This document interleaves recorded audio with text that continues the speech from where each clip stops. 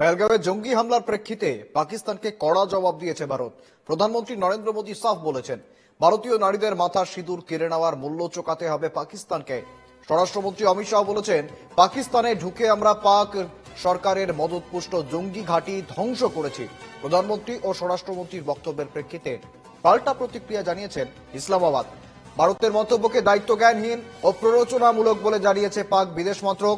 তাদের অভিযোগ, ভারতের আচরণ রাষ্ট্রসংঘের সনদ এবং আন্তর্জাতিক আইনের পরিপন্থী।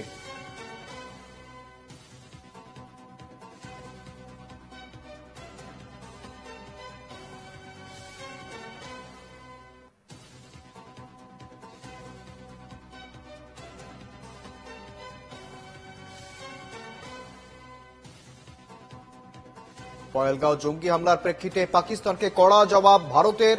প্রধানমন্ত্রী নরেন্দ্র মোদীর সাফ কথা, ভারতীয় নারীদের মাথার সিঁদুর কেড়ে নেওয়ার মূল্য চোকাতে হবে পাকিস্তানকে।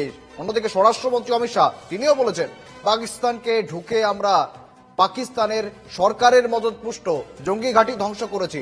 প্রধানমন্ত্রী এবং স্বরাষ্ট্রমন্ত্রীর বক্তব্যের পাল্টা প্রতিক্রিয়া ইসলামাবাদের।